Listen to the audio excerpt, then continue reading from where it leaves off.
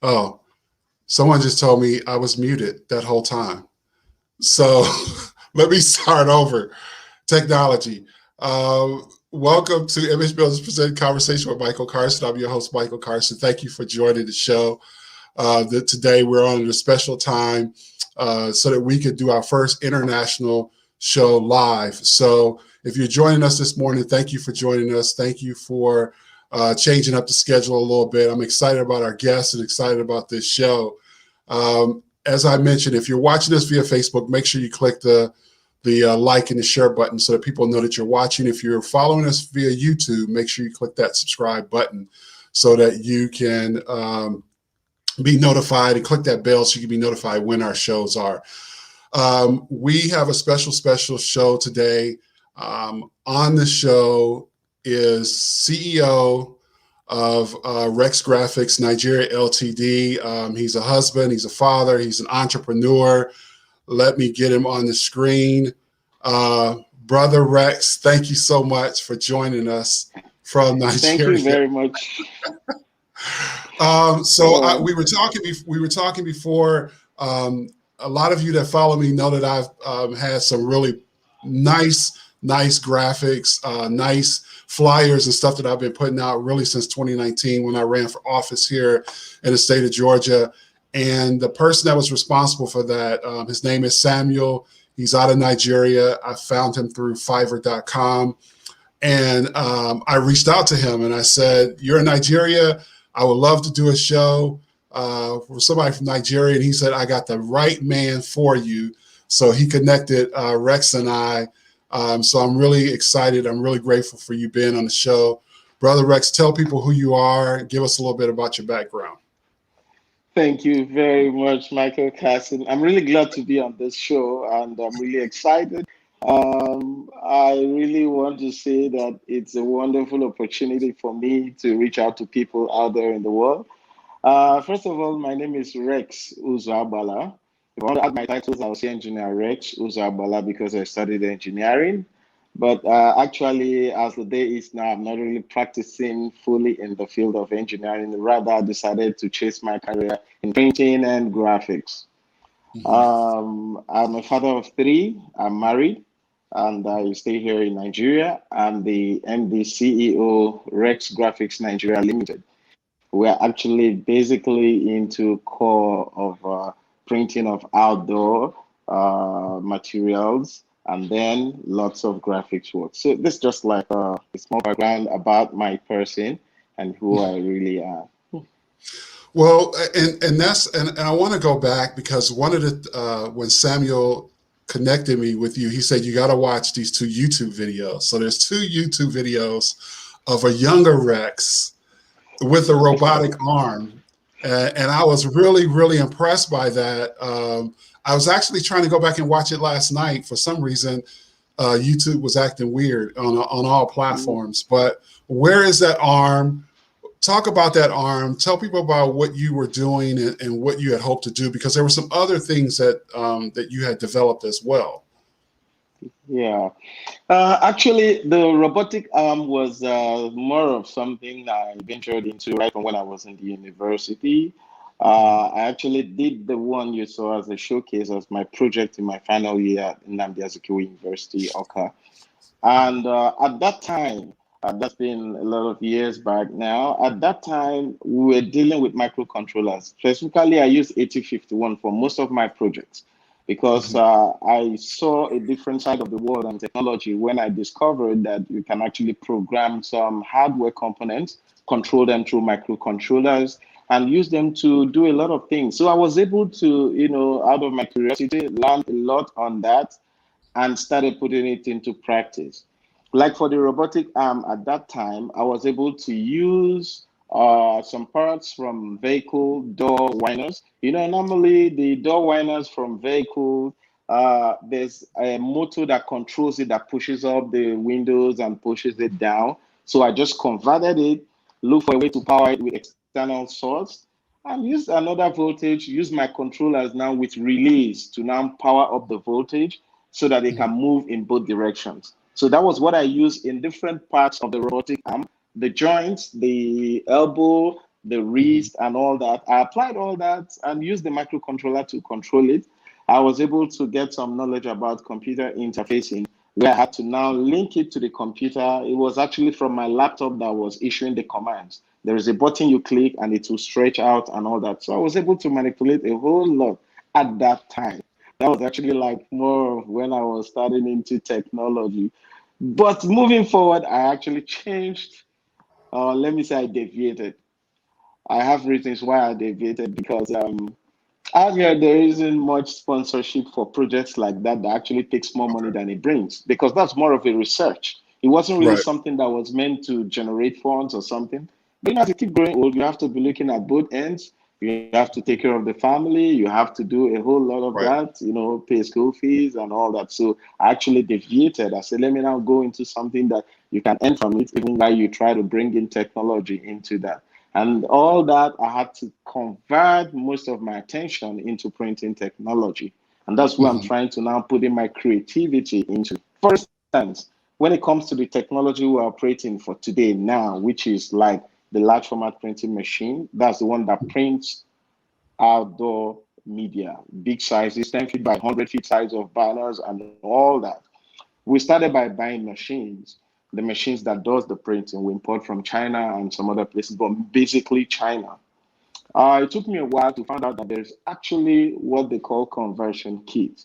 The Mhm. conversion kit was actually designed such that you can change outdated machines to newer ones by buying just the vital components, which includes like the main board, the print head board, and the print heads. Mhm. Then you now switch every other component such that the new conversion kit will drive the old machine as a Mhm. new one. It's just like buying engine and convert an old car to a To new new. modern Yeah. car. So that's exactly how it is. So at that point, it was so difficult that you can't actually find somebody out here in Nigeria who could do that.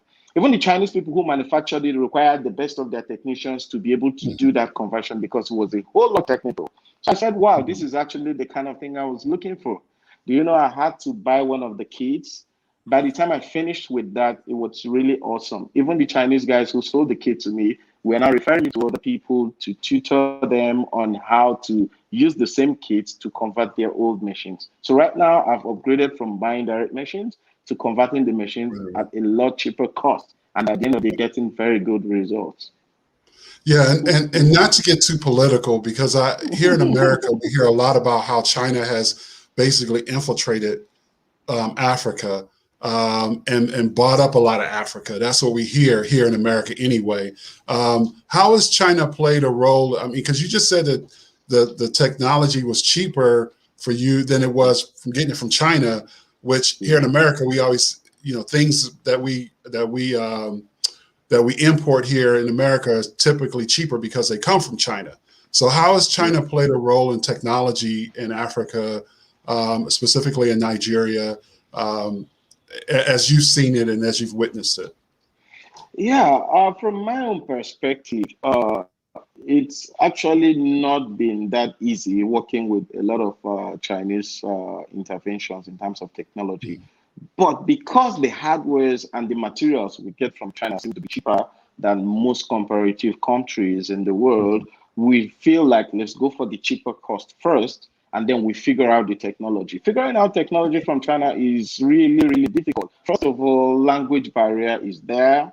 And Right, two, Chinese manuals do not do details. A lot of things you get from China. In fact, the conversion kit I told you about, there was no right, manual whatsoever. There was no written manual. Not even a right. line of sentence comes with the conversion kit. So you now have to refer back to the dealers to maybe send you some pictures of one or two connections that Mhm. regards what they have there. So you just have to figure out almost everything by yourself. And even on the internet, there is less content when it has to do with technologies that originate or that dwells in China. So it's actually a more difficult way, but if that becomes a cheaper way or some way that makes it a little bit easier, I think Right. we just devote our technology and let's walk around it. But it isn't actually the best. Where do you see Africa, and maybe other countries within the continent. Where do you see their role and how development of technology in the future, and as we progress through the 21st century? What do you see Africa's role with respect to technology? From what I've seen so far, I actually have to, kind of project from my own perspective, my own experience. From what I've seen so far, I think that Africa would do better in software in the future, especially when we realize that when it comes to software, it's almost like everybody anywhere in the world have the same basement, the same startup, the same everything. It's really that you are not disadvantaged because you're in Africa. Because I came Right. from the hardware part of it before I went into programming software. I didn't try to do a lot of mechanical constructions and all that. There was no access to lathe machines that could help me do my cuttings. If I have a design and I needed to bring it out to come out, I really do not have enough machines to give me the size and the dimensions I actually have on paper. So it was a lot difficult. But in terms of software, I was able to acquire the programming device. I was able to acquire the chips. And what was left was program this thing and get it to do exactly what it wanted to do. At that point, it was easy because at that point, it was the lines of code that you're able to come up with that is going to move the machine or the hardware device that you have. So Africa is really not doing well in the side of the hardware in terms of manufacturing or creating hardware devices or things. But I see the vision for Africa to be more of software. If I am to push Africa in the direction that will favor Africa most, I would say Africa should go for software. Irrespective of the hardware, let's use software. We have the talents who can do stuff. And we are really doing things, at least from the much I could see. Yeah, here in the United States, the STEMs, science, technology, math, so forth. They push that a lot on as a platform for young people for the future, as a way of with respect to technology and how they could, go into careers around technology. Is it similar in Africa where there's a push for technology to get kids to learn how to code, so forth? I mean, is that opportunity there when you talk about software development, or it's just that the opportunities aren't there in the universities? Yeah, when it comes to even the software in terms of technology right here in Nigeria or Africa, I would tell you that not much has been done in terms of encouraging people to go into software and technology. I am very, very, very particular about this because I know a lot of people who are great enthusiasts in terms of software technology. A lot of them have done virtually everything on their own. In fact, as a matter of fact, if you're into software in Nigeria, you have to even be careful because government is spending so much energy and cranking down on people who are doing illegal stuff on the internet, the so-called Yahoo stuff. And sometimes, or most times, even the law enforcement agencies, they misconstrue that and confuse it with people who are just software developers who do everything online. So it's a little bit difficult. So right now, I would say that the government, especially in Nigeria, do not really have any form of or a reasonable form of encouragement or a push for people who really want to venture into software technology as such. So it's really a challenge. A lot of them are doing it on their own from the scratch. So that's really where the difficulty is. So are you guys more than you don't see it as you guys producing anything, more so that you guys are uh, I don't know, you're a caveat for stuff that needs to run through Africa. I mean, it's not like Africa's producing stuff. So is everything produced outside of Africa, and then you guys are kind of moving it through Africa, or is there anything along the lines of technology produced in Africa? Well, to be frank with you, there are some couple of stuff I would say that are being produced here in Africa. But the aspect of it that I really seem to be concerned about is not really the manufacturing, because I see a difference between manufacturing and kind of producing. Mhm.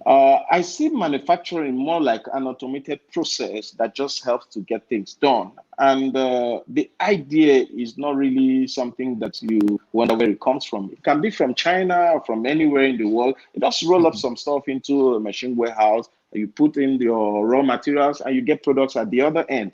That is not really where I am interested in. I wanted indigenous ideas where young people can Mhm. actually think of how to solve problems that affects us here in Nigeria, create Mhm. something and get it done. I would rather Mhm. prefer a situation where, okay, Africans, let's say Nigerians, for example, figure out that, okay, there's likely a problem we have with auto. For instance, Mhm. we use this tricycle a lot these days, and the congestion is much. And we say, okay, there's so much tricycle here, and all these tricycles are being imported. I was Mhm. thinking that we could actually come up with an idea of, for example, why don't we make electric cars, electric tricycle, for example, that could run in Nigeria, not really going to produce something somewhere and then put them and all that. So that's actually the area where I should be interested in, where we can actually solve problems that relates to our own environment here and get solutions. How is how is the environment played a role with technology? Because when you talk about solving problems, oftentimes when we again looking at it from an American lens, we think of environmental issues in Africa that need some type of technological, technology integration to solve some type of problem. So, how is the environment and more so environmental racism possibly that you guys might be experiencing in Africa? How does technology kind of intertwine with the environmental issue? Well, from the way I look at it anyway, the environment in terms of maybe the role played by government or the society in terms of technology, from my own perspective, it's really not been encouraging. Because let me give you an example. When I was in the university, we got invitation for a robotic contest, which was supposed to hold in Otwante. Mhm. We never went for that contest because even right there from the university where I was then, they saw it more like this thing is it gonna work or what do we stand to get from it after going for something? But that was supposed to be exposure for somebody like me who was an enthusiast of technology. But Mhm. that never happened. So, and I look into the society of today, like in Nigeria, how do we encourage young people in the society or in our own environment to nurture these people and get them to a kind of work more on technology, develop ideas, and try to build on technology? Those Mhm. enabling and that enabling environment, I must tell you, is not here. Things that fly very well in Nigeria as of today, the much that I know, is entertainment, Okay. music, and all that. Not really technology. So a lot still needs to be done in terms of encouraging people into technology. Maybe by holding competitions, giving awards, Mhm. sponsorship, and so many other things are there to Mhm. encourage people, but we don't seem to look into that. And the one that baffles me most is that most of the technological equipment that comes into this Nigeria end up even bringing experts from whether China, Yeah. America, USA to come and service and maintain equipment here. So it's Mhm. really not encouraging. The environment is not really conducive when it really comes to that. So Rex Graphics, and you talked a little bit about it in the beginning. You're in how many states in Nigeria? We're in about 5 states now. We have six Okay. branches. So you said you got out of the engineering. Well, not you're not really engineering because I can still hear it. I hear the passion in your voice. I know there's some things that's fueling in your mind. I mean, I can tell because you're very very passionate about this subject. So Yeah. you go from there to having a business in 5 states. How does that? I mean, how did that just? Was that something planned? Did you have business partners? How did you do that? Well, that's a very interesting one. Printing happens to be a little bit complicated kind of business anywhere in the world because it has a lot of raw materials that you cannot actually quantify when it comes to raw materials like ink, because printing is all about, making an impression on a material. That's what printing is all about. Whether you're printing on paper, you're printing on shirts, you're printing on polos, you're printing on anything, you have to talk about ink and then the substance, the surface where you're going to place the inks to form whatever image or impression you want to give. Now, in managing printing business, it's very different from managing various other kind of business. When I started, I found out that keeping records in printing was my extreme. It was, in fact, it was my biggest challenge. It has a lot of print small of this, print this, print this, print that. The records was a problem. Then and I had to look for a holistic approach to handle most of the major challenges I had.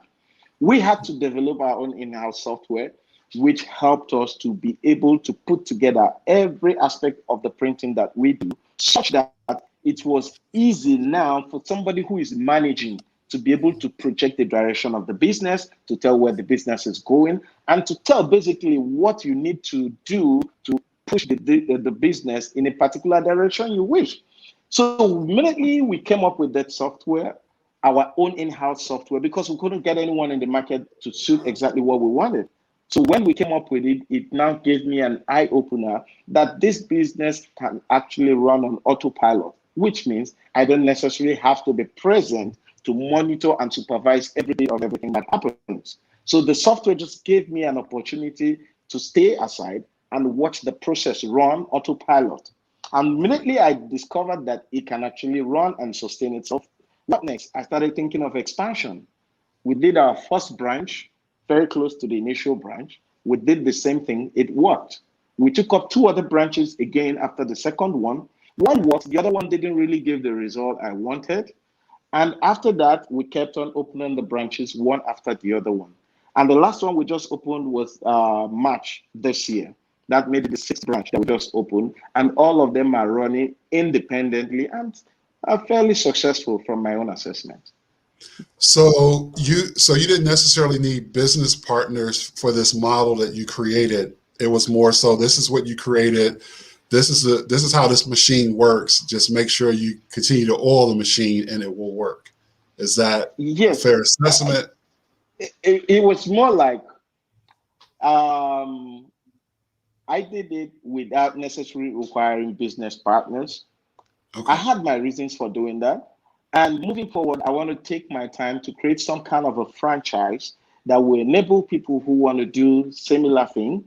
We have a franchise agreement so that you may not really know the details of how the business runs. That's where I'm going to come in and help you with all those details. Yours will now be to invest and get maybe a certain branch in your name. Then we discuss about the profit sharing and all that. That will be possible because of what I've achieved so far in the business and the experience I've gained so far. It's now enough for me to build a franchise system to enable, because a lot of people have been asking me, I want to do exactly what you're doing. Can I Yeah. get the same result and all that? So I Yeah. told them, just hold on. When I'm done with my franchise agreement, I'll be able to have something that can give us a win-win, whereby even without you knowing all what I know, you can still get your money to work. So that's actually where I've kept it. But right now, it's not taking off yet. I'm just trying to round up and consolidate some of the things that I will need to be able to get into that. Sort of as an early estimation, if someone wanted to invest and say, okay, we want to help you get this where you need to get it, or we want to invest after you get it where you want it to be, what would someone's watching, it's like, you know what, I might want to invest in that. How much would they be looking at in terms of US dollars? This is your US dollars thing. Today we hear a different figure, tomorrow we hear a different figure. Yeah, I know it changes. So the I conversion know is, I know it changes. Yeah, I know. we almost have to use a But calculator just a almost all the time to hypothetical do the for in punching. today's, yeah, kind of today's climate. Uh, well, it depends on the scope you'll be looking at.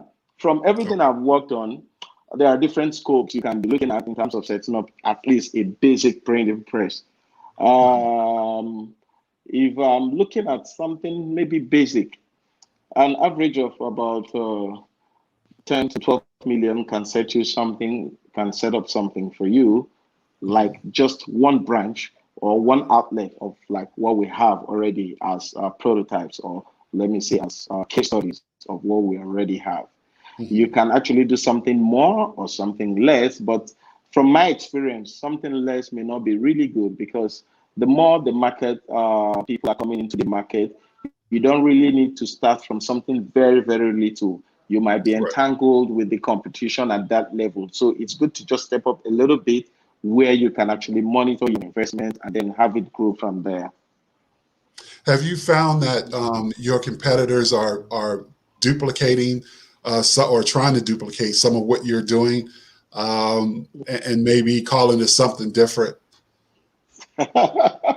Actually, I've seen a lot of stuff like that. But right from when we started, whenever I Mhm. see people trying to duplicate or copy what we do, I'm actually happy because Okay. um, I see that we're doing something that is good and attractive. That is why somebody Mhm. wants to duplicate it. So it always gives me joy. Even the recent branch we opened, somebody called me. He said he wanted to the assistance of the person, the furniture person who did my front desk. I actually did the design and called somebody to put them together Okay. because I'm an engineer. And Okay. then when he's done with the person, the craftsman, I asked the craftsman, so what did you end up doing for him? He just sent me the picture. The picture was just a complete imitation of what I But designed and he did for me. So I was happy. I laughed over it. And I was good because he loved what he saw in my office. So he wanted right. exactly the same thing. So things like that Right. usually come up and it gives me joy. Well, that's a good thing. I mean, I would think it, and I would think it would make you happy because you would see yourself as a pioneer, as an Yeah, innovator. Um, and, and, exactly. and, and when you, and that's a great compliment that someone would say, hey, I like what you're doing. I'm gonna rip on Doing it a little bit, but so are you protected? Are you protecting your inventions, your designs, and so forth in Nigeria? Through any type of intellectual property, trademarks or patents or anything? In terms of most of the ideas that I've put to practice in what we're doing in my business as of today, to be fair with you, I've not actually tried to protect any of them because I feel that for now, most of the things I've brought into the industry, I kind of see it as things that I could give out to anybody. Is something that anybody can see and use. So most times, people who are close to me, I usually give them a lot of my secrets in terms of how I've actually made this far. A lot of them are very grateful for it because they tried the same thing and it worked. I have one of my staff who he has been with me from inception. That's since 2012. He has seen me through the six of my offices. He is my general manager. And as of last year, after the lockdown, haven't seen how far we've gone all this while. I had to set Mhm. up an office for him. If I had Mhm. added that to my offices, I would have had 7 branches. But I said sometimes a tree, when it grows, is good to have branches that would Mhm. duplicate and continue from there. So that was how I Yeah. saw it. I set up a branch for him. And since October last year to now, from what I've seen that he has done, he's doing exactly what I'm doing and he's getting exactly the same results.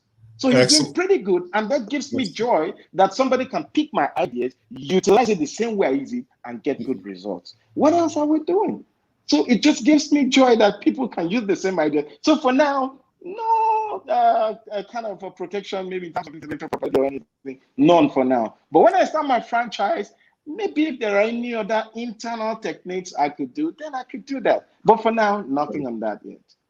Okay. Okay. So as we could almost close out this show, and for those of you that are watching, I'm speaking with I'm gonna get this last name, Rex Uzab Uzoagbala. Uzabala, Yeah. with Rex Graphics in Nigeria Limited. We've had a really good, robust conversation about his business, technology in Africa. We're going to continue over on Instagram. If you're still available to be with us, make sure that you join us on Michael Carson Jr. on Instagram, and we'll continue the conversation once we conclude here in about 5 minutes. Rex, what's next for? I mean, you you talked about franchising. What's next for Rex? Not Rex the business, but just Rex. Period. What's next for you?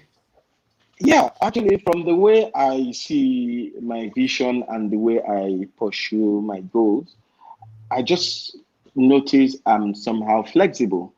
My vision 5 to 10 years ago was a little different from what I'm seeing right now.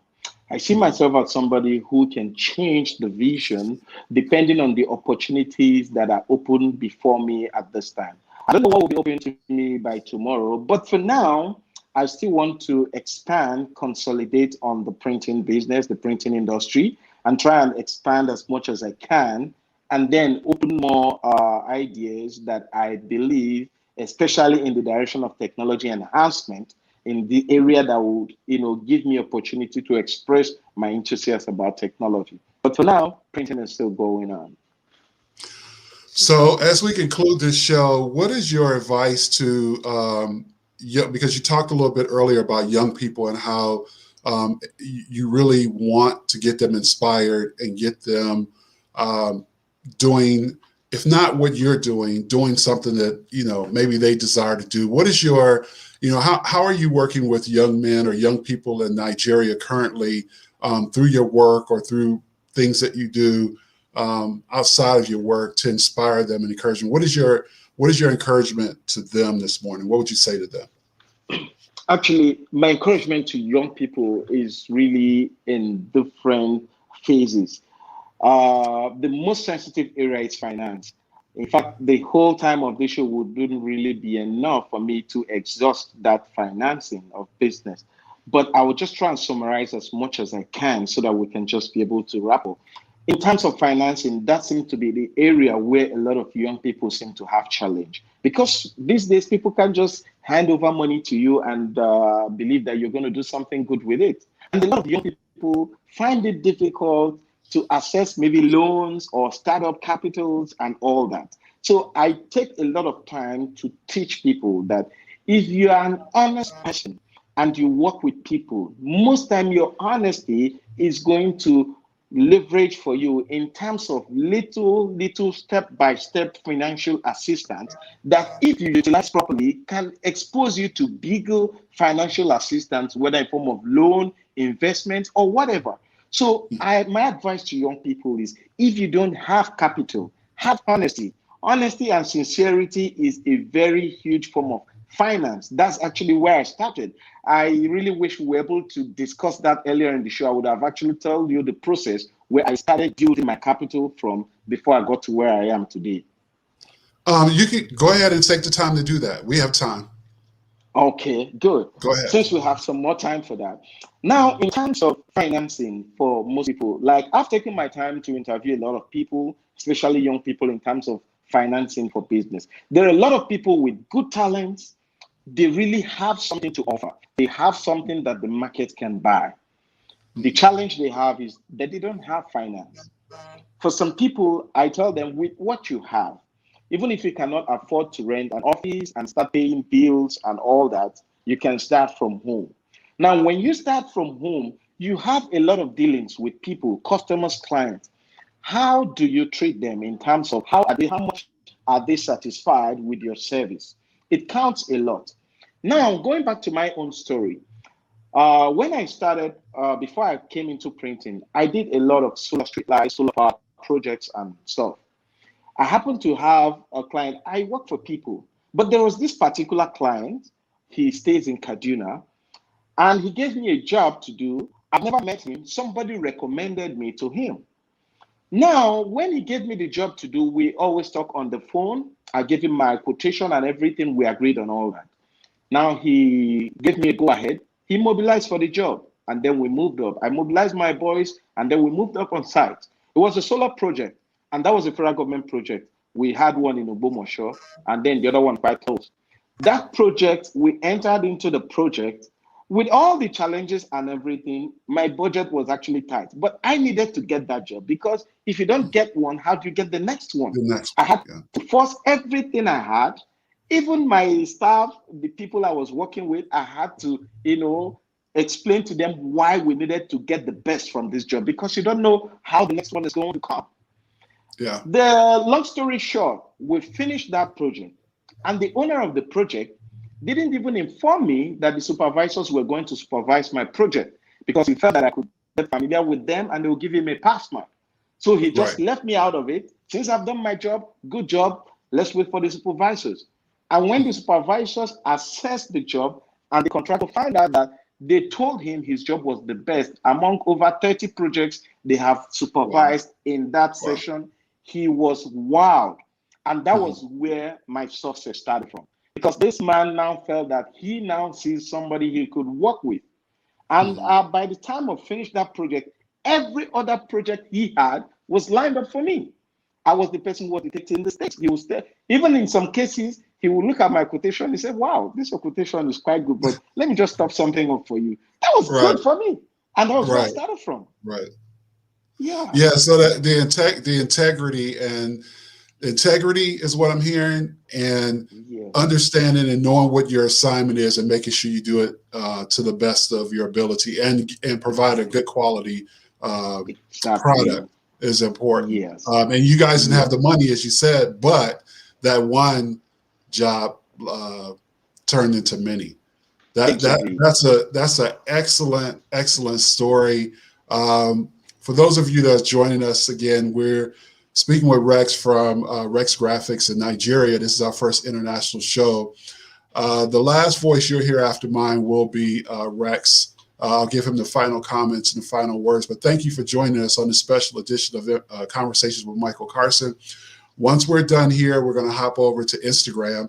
Make sure that you join us at Michael Carson Jr. on Instagram so we can continue the conversation. I have some more questions that I want to share or ask Rex, and then so that we can share. But make sure you follow us over there. If you're watching this on YouTube, click that subscribe button and click that bell. If you're watching this on Facebook, make sure you click the like and the share button so people can see this broadcast and know what we're doing here. Thank you so much for tuning in on this special edition here in the morning in the United States and in the afternoon in Nigeria. The final voice you'll hear will be Rex, and then we'll close out. Take it away, Rex. Thank you very much. I'll just say thank you. That's it. All right. Thank Well, you that's very fine. much. That's good enough. Thank you guys for joining us on this show, and we'll see you next Thursday next week. God bless. Thank you.